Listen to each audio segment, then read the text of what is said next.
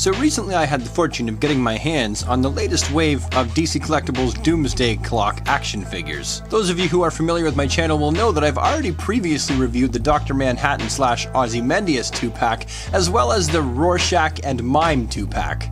Both of which I had some good things to say, and also some areas where both of these 2-packs could have used some improvement. Well, with the Wave 3 Comedian and Marionette 2-pack, I find myself erring more on the side of good things to say, and a few less things that need improvement. Let's begin. The packaging for Wave 3 is exactly the same as it was for Wave 1 and 2, being a gigantic window box with the names of the characters up top, DC Collectibles on the bottom, and Doomsday Clock on the side. When you look at the actual side of the box, you've got that Doomsday Clock logo with the clock and the little Superman symbol up top. And the back of the packaging has images of Wave 1 and 2, Dr. Manhattan, Ozymandias, Rorschach, and Mime, as well as having this package's 2-pack of figures displayed in the top left corner with a little write-up to the right of them. So the packaging is exactly the same, but if it ain't broke, don't fix it. Now when we pull the Comedian and the Marionette out of the packaging, we begin to see that DC Collectibles did something kinda cool here as far as the sculpting detail is concerned. Let's just start with Edward Blake first, and have a closer look at him. Going from the toes all the way to the head, you can see that there is a slew of new sculpting detail unique to the character. From the toes all the way to the head, there's stuff that you don't get on any other figure that we do receive on the Comedian. The straps that go across his chest, along with the sculpting detail of his shirt, the completely unique to him belt with the bullets all around it. He's also got the brand new knee pads, the boots with the bands and the knives in the side. This character has a lot of brand new sculpting, as well as having the blue shoulder pauldron with the white star on it. And then we come to his face sculpt. Though this is not, in my opinion, the completely ideal Edward Blake face sculpt, I feel like they do a good job of capturing a very, very good basic likeness of the Comedian. The paint apps on the face are also very, very clean in comparison to a lot of the things we've seen from the DC Essentials and the Doomsday Clock action figure line. There are a few little gripes about this figure that I wish were different, like there's no happy face on the Comedian's pin, and the 2 daggers in the sides of his boots don't come out whatsoever. They're just there for show in the same way that Deathstroke's were. Also, the paint on the bullets can be just a little bit sloppy. But all that said and done, you're still left with a fairly good, pretty clean representation of the Comedian for a mass-produced Western market action figure. Probably one of my favorites so far from the Doomsday Clock and Essentials line, if I'm being honest. And he comes with 2 guns, so he does have accessories, which has been a big complaint about this action figure line, that there are no accessories. But really, how could you have the Comedian and not include some kind of firearm with him? That would be really strange. Oh yeah, and when the guns aren't in the Comedian's left and right hands, they fit nice and snugly in the holsters on his left and right side.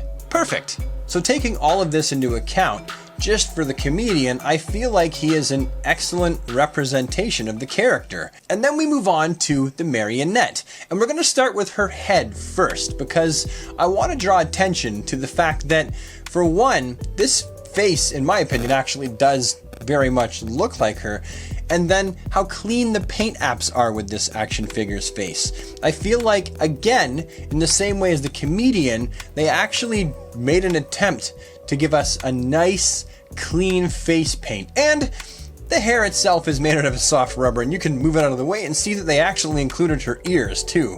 And as for the rest of her body, and we're going to go from the toe to the head here, you can see that they didn't skimp on the details as well. There's all kinds of stuff they included with this figure that you're not going to get on any of the other action figures. Now, assuming that they might actually decide to use the exact same wrist cuffs on Harley Quinn, we do see other unique to Marionette details, that being her entire torso and her lower abdomen area, and then the little furry skirt that she wears. They've included cloth goods tights on this figure. How cool is that? Cloth goods tights. I really like that. And then they've also got those little bows that go around her ankles. And so when I see this level of unique sculpting detail to this figure, I'm left with the same opinion that DC Collectibles was actually trying with this figure, because you know they could have just painted the shirt and the buttons on, and they chose to sculpt them instead. So as for both of these figures, I find myself really satisfied with how they look, just taking them out of the package and having my initial impressions.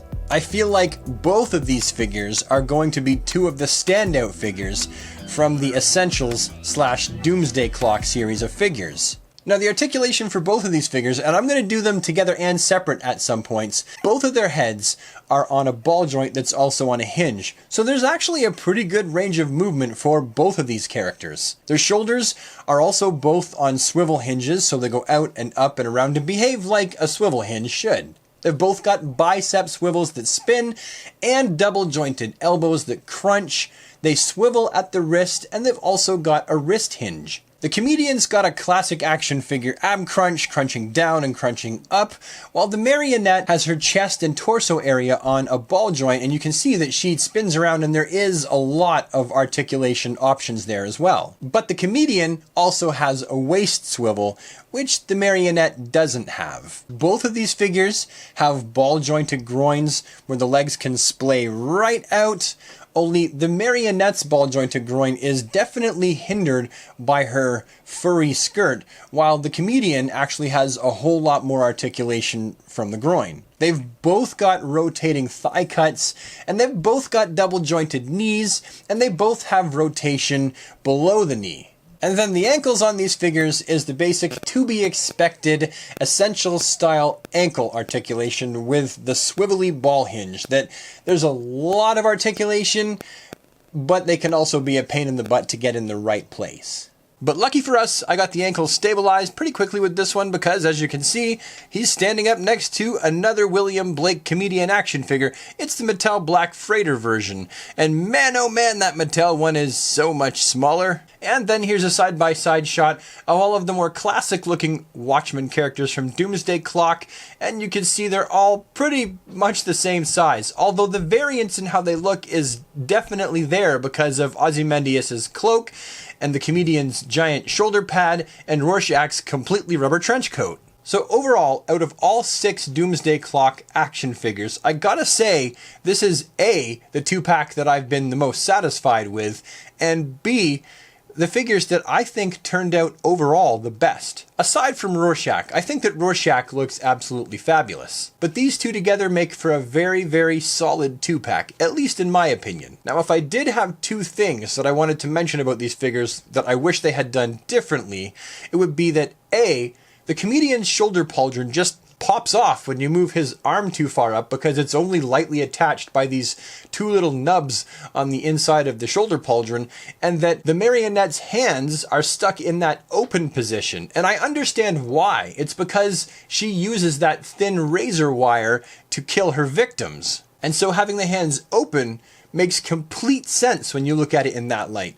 However, she does not come with a little string that you can fit between her hands, and therefore if you don't know that's why her hands are open, you would just think it's really kind of stupid that her hands are stuck in the open position. And really, that's it. I mean, even the ankles, knees, and groins of the Comedian and Marionette are both still really, really firm and tight, and that's after me putting them through the articulation ringer. And in the end, I find myself in possession of my absolute favorite Doomsday Clock 2-pack. Overall, it's impressed me the most. And like I've said previously in the video, these are 2 of my very favorite, not only Doomsday Clock, but DC Essentials style figures. Because remember, these are basically DC Essentials. They just branded them differently. As you can see, I'm incredibly impressed with this 2-pack. I feel like it was totally worth the money, and if you can find this 2-pack on Amazon or Big Bad Toy Store or somewhere, maybe your local comic book retailer, try to shop there if you can. That keeps them in business. Then I totally think you should go for it because I have pretty much nothing but good things to say about this 2-pack. But you know what?